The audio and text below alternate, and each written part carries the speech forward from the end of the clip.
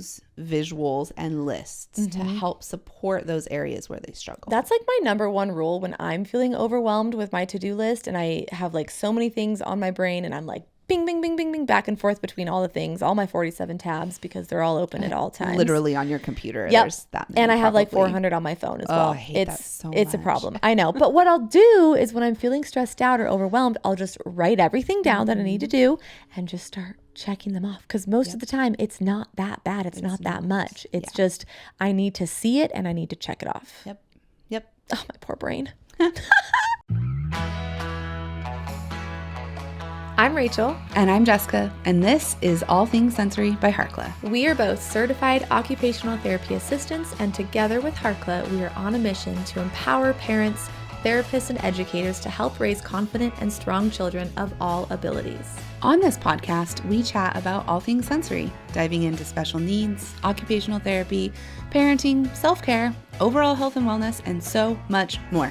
We are here to provide raw, honest, and fun strategies, ideas, and information for parents, therapists, and educators, as well as other professionals to implement into daily life. Thank you so much for joining us. Real quick, before we jump into today's episode, we want to let you know that our back to school sale is officially happening, and you can access all of our digital courses and our physical products at a discount. All of our physical products are 15% off, and all of our digital courses are 20% off for the 2 weeks of this back to school sale. That includes our brand new redone classroom course that just launched. You'll definitely want to check that out. If you are an OT practitioner, you can earn continuing education units from our 4 main digital courses. And since they're on sale right now, it's the best time to snag them. And don't forget to stock up on your favorite sensory products like the compression swing, the lap pad. Those are great for the school setting, as well as the weighted vest, the weighted blankets, the body sock. Just grab them all because they're all on sale right now. And we recently launched a new color of the compression swing, so you can now get it in 2 color options. Blue and the same color as my hair. Great. We love it. We're obsessed. Let's jump into today's episode. Welcome back. Hello. We're so happy to have you here again today. We're talking about executive functioning in the schools. What the heck is executive functioning? It's kind of, I feel like it's a buzzword lately. I'm hoping that it actually is a buzzword, but executive functioning, it really describes those underlying skills required for successful work, successful academics, successful daily functioning. It's a big part of ADHD as well. Things like planning and organizing, gathering your materials for a project, managing your time, knowing how much time to spend on this before moving on to this, gathering everything you need to take home to work on a project at home. Impulse control. I always forget about impulse control. That's a big one. Emotional regulation. Yep. Really, executive function skills live in our prefrontal cortex. And I think the newest research is showing that our prefrontal cortex isn't even fully developed until our mid to late 20s. I believe it. So when we're working with our children, playing with our children, working with students in the classroom, we have to remember that they're going to make mistakes. No. Their executive functioning is not fully developed yet, so they do still need help. And sometimes I have to remind myself this, especially because my son does not have ADHD or any other diagnosis. He's, what we would consider neurotypical, but he still struggles with executive function sometimes because he's only 10 years old. So he forgets things sometimes. He is disorganized sometimes. He struggles with impulse control sometimes. And me too. Yeah, right? We all do. Let's be real. But so I think that that's important to keep in mind when we're talking about this topic of executive functions in the schools, is that even our neurotypical kids are going to struggle. Our students, since we're talking about schools, but our students with ADHD or sensory processing disorder, our autistic students, chances are they're going to struggle a little bit more in certain areas of executive functioning. And so we want to make sure we set them up for success by teaching them strategies, providing modifications or accommodations when necessary. But I just think it's so, like you always say, have empathy. So important to have empathy with our students because they're still learning. Yeah, my biggest thing with these executive functioning, to kind of piggyback on what you said, is executive functioning skills are teachable. You can teach kids these executive functioning skills. You can provide accommodations in order to help build their executive functioning skills. We want to be doing that. Even just talking out loud about what we're doing in certain situations. Oh, we have swim class today, so we need to make sure that we have all of our swimsuits. We need to have all of our swim diapers. We need to have our snacks all packed. Can you help me pack what we need in order to go to this location? Like, that is an executive functioning skill in Setting and of a itself. reminder for what time to leave the house. Yep. Working backwards and saying we need to be at swim at 4:00, so we need to leave the house at 3:45. So we need to make sure that we are in the car. Like working through those and teaching your kids from a young age that these are the things that I'm working on internally, but verbalizing them externally will help teach children everything that we have to do in order to be successful. So true. To be a working adult, right? You have to have good executive functioning skills, or I always say you have to surround yourself with people who have good executive functioning skills, because if you're like me, it's not my strong suit personally. Well, certain areas, right? That's the Yes. other thing, is that there's a variety of executive functioning skills. And what we typically see, especially in ADHD, is that the person with ADHD has strong strengths in, you know what I mean? I know, yeah. In a couple of the executive function skills. And then there's a couple of executive function skills where they're significantly weaker. And so when we look at it from that standpoint, you build on the ones that you're already strong in, and you set up tools and modifications and accommodations for the ones that you're not as strong in. Exactly. So, Yeah. anyways, I feel like we veered off topic a little. I just think understanding, because the concept of executive functioning skills, no one really, unless you're like an expert in this area, it's so abstract. It's so hard to really visualize what the heck are executive functioning skills. You know what's so interesting? So as I've been working in the clinic and we've been updating how we do our documentation, we started doing a certain thing in our SOAP notes. Clinicians will understand this. And one thing that I've been starting to implement in my notes is listing out the specific executive functions that we focused on in that session. Ooh. And what I'm finding is that everything I'm doing in my treatment sessions with my clients relates back to executive functions. I'm working with some non-speaking clients, and when they have to communicate with me, that's an executive function skill. When they have to ask for help, that's an executive function skill. It's problem solving. When they need to tell me that they need a drink of water, that's an executive function skill. Like, everything we're doing relates back to executive functioning. And it's just blowing my mind as I'm doing my notes, my documentation every day, that I'm like, whoa, that was executive functioning. Yeah, and that's why I think it's so helpful to veer off from our original. We're not veering off, but we're just like sidestepping. Why it's so important to sidestep, because it is such an abstract concept for a lot of people, especially parents who have no idea about this. But I'm sure that you can relate to a lot of these areas that, either your child is struggling in, or you are struggling in, or maybe you're learning about. But having that understanding and that empathy, like Jessica mentioned earlier, for her son who's 10, who still forgets things, or, whatever it is, you're like, oh, right, because we need to teach you this. We need to practice. We need to make sure that this is something we're aware of, that we're working on. Yep, totally. So anyways. So looking at executive function skills in the classroom specifically. In order for students to be successful in the classroom, they need to use their executive function skills to focus and pay attention, to organize their desks, their backpack, their materials for a project. They need to have impulse control in the classroom and during social situations. They need to have initiation to be able to start tasks. Both preferred and And non-preferred. specifically non-preferred, yes. They need to have sustained attention to focus on the things they need to do. They need to have working memory to remember math facts from last week for this week's test.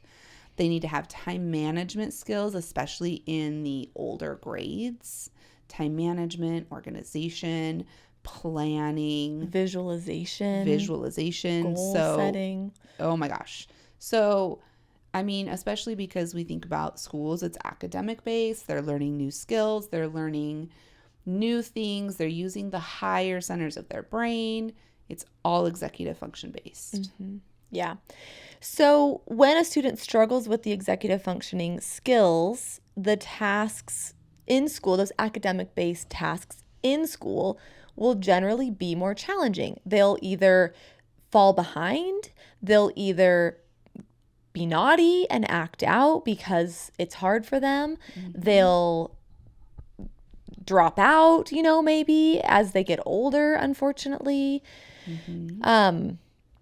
They'll frequently avoid challenging tasks that require too much, brain function. But that's so interesting too, because I don't think that they always avoid challenging tasks. I think sometimes these kids, these students, are going to avoid a task that they can do, but maybe they can't initiate it. True, yeah. Maybe they can't organize their thoughts to be able, or their materials to be able to do it. Like, they have the intelligence to do it, but they can't do the surrounding pieces of it. Yeah. So I think that's important to remember too, is Absolutely. that maybe sometimes these students seem like they don't know how to do these tasks. They do. They just can't get started. Yeah. Yeah, I love that. Like we mentioned, they might act out. They might be the class clown or the naughty kid, the bad kid in school. They might act aloof or uninterested in school or doing the specific activities because, like Jessica mentioned, they're struggling with initiation. They might appear like they're sensory seeking. They're all over the place. They're bouncing. They can't sit still. That, like, quote unquote ADHD inability to sit still, right? Where ADHD is an executive functioning disorder, right? So the two are interconnected. So I think that's really important to be able to weed out executive dysfunction from a host of other things as well. And it's all connected, right? We always say that. So being able to identify those executive functioning challenges, like, oh, Johnny is really struggling with his book report. I know he read the book. I know he liked the book. I know he's really smart, but he never turns in his book reports. And maybe, like Jessica mentioned, he can't plan and organize the materials. He doesn't know what he needs to get started. He can't get started. He can't manage his time. Yep. Yeah. But he's been talking about the book because he loved it so much. He could probably give you like a verbal book report, but he doesn't have the executive function skills to sit down and write or type it all out and then turn it in. Yeah. On time. It's a lot. It's so much. Once you like really start diving into executive functioning, there's so much there. Yeah. So much. Yeah. We're going to give you 5 tips that you can incorporate into the classroom specifically, whether you're a teacher, a therapist, homeschooling parent who sends your child to school, and you want to give these tips and talk to the teacher to implement them. 5 tips that can help students who are struggling with executive functioning. Yes. Number 1. Use visuals, use lists, use pictures, anything for the child to see what's expected of them, what's on their to-do list, what they need, what their desk should look like, what their backpack should look like, what their space should look like. Anything visual, anything picture related, any lists, check it off. You've completed that. You know which item on your list is the highest priority. Check it off, circle it, star it. You will help these kiddos feel so much more successful if they can see what they need to do, they can check it off, and they can move on. And it teaches them to use visuals and lists to help support those areas where they struggle. That's like my number 1 rule when I'm feeling overwhelmed with my to-do list and I have like so many things on my brain and I'm like bing, bing, bing, bing, bing, back and forth between all the things, all my 47 tabs, because they're all open at all times. Literally on your computer. Yep. There's that many, and I have like probably. 400 on my phone as well. I hate that so It's a much. problem. I know. But what I'll do is when I'm feeling stressed out or overwhelmed, I'll just write everything down that I need to do and just start checking them off. Because most of the time it's not that bad. It's not that much. It's just I need to see it and I need to check it off. Yep. Oh, my poor brain. There it is. All right. Tip number 2, use play to engage the students in activities that are motivating and fun. Sometimes this can seem overwhelming or impossible in the classroom setting, but it's really not.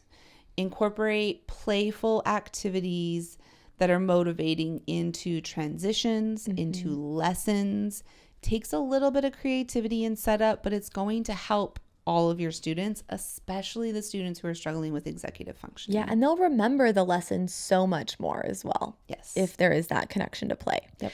The next one, use social emotional programs as well as mindfulness. Mindfulness is huge with executive functioning skills to practice and improve the child's self-awareness as well as their connections with their peers, with teachers, with others, students around them, which are also their peers, whatever. You know what I mean? Just if anyone caught on to that, I had to make fun of myself.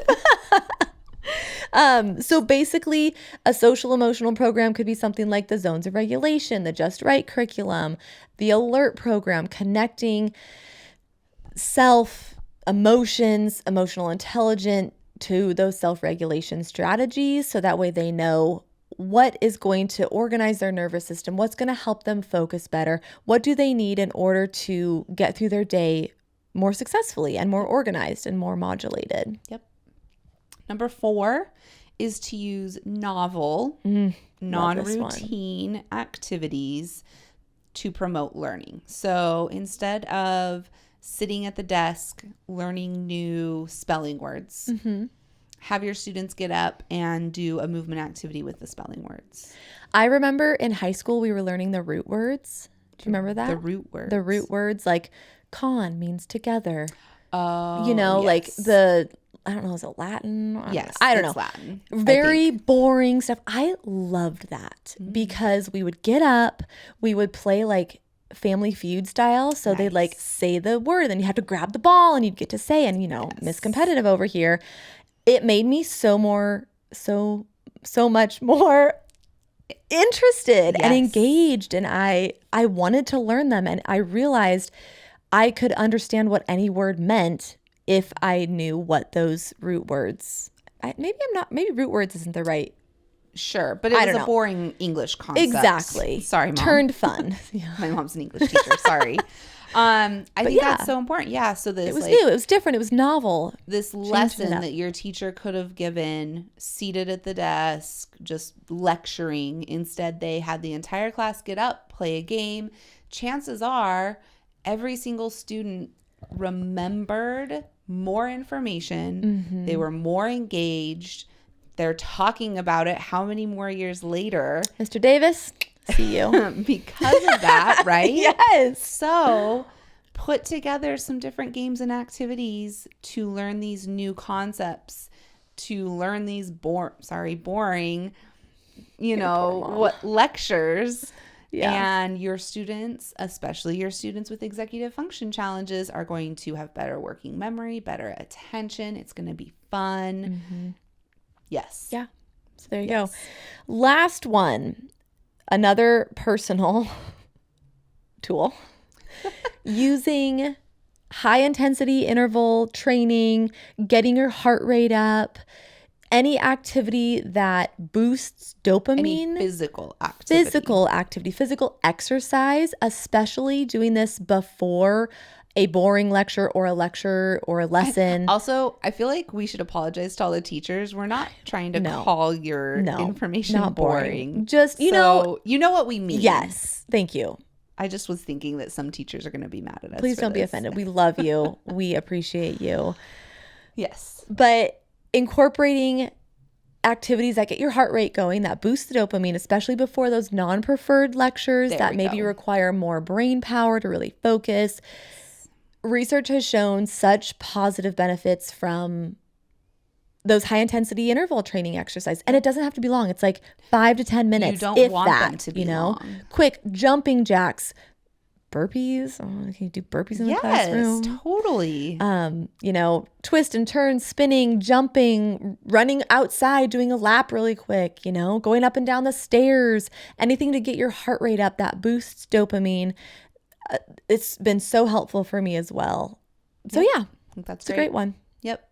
So if you're a teacher, if you're a therapist, homeschooling parent, implement some of these strategies, see what works, see how creative you can get, help teach your students about their brain and their body so that they can implement these strategies to feel successful and build their confidence. Mm-hmm. And of course, if you are a parent and you are concerned with your child's executive functioning, their ability to get through their day, when in doubt, rule it out, get an OT evaluation, find someone who specializes in executive functioning, take a course, learn about it, however you can support them. Don't hesitate to reach out if you need resources as well. And if you're a teacher or a therapist working in the schools, we have a full classroom course. It's a digital course. It's go at your own pace. We teach you why sensory processing is so important for our students, why primitive reflexes are important, and how to incorporate sensory strategies into the daily classroom routine to help your students succeed. So that's a course for teachers and therapists. And we also talk a lot about executive functioning. We have a whole module on executive functioning in the course as well. Yep. That's it. Okay. If you're watching, don't forget to take a screenshot, tag us on Instagram at All Things Sensory Podcast. Watch on YouTube, listen on wherever you're listening, and we'll plan on seeing you next week. Okay, bye. Thank you so much for listening to All Things Sensory by Harkla. If you want more information on anything mentioned in the show, head over to harkla.co/podcast to get the show notes. If you have any follow-up questions, the best place to ask those is in the comments on the show notes or message us on our Instagram account, which is at Harkla_family or at All Things Sensory Podcast. If you just search Harkla, you'll find us there. Like we mentioned before, our podcast listeners get 10% off their first order at Harkla. Whether it's for one of our digital courses or one of our sensory swings, the discount code SENSORY will get you 10% off. That's SENSORY. Head to harkla.co/sensory to use that discount code right now. We are so excited to work together to help create confident kids all over the world. While we make every effort to share correct information, we're still learning. We will double check all of our facts, but realize that medicine is a constantly changing science and art. One doctor or therapist may have a different way of doing things from another. We are simply presenting our views and opinions on how to address common sensory challenges, health-related difficulties, and what we have found to be beneficial that will be as evidence-based as possible. By listening to this podcast, you agree not to use this podcast as medical advice to treat any medical condition in either yourself or your child. Consult your child's pediatrician or therapist for any medical issues that he or she may be having. This entire disclaimer also applies to any guests or contributors to the podcast. Thanks so much for listening.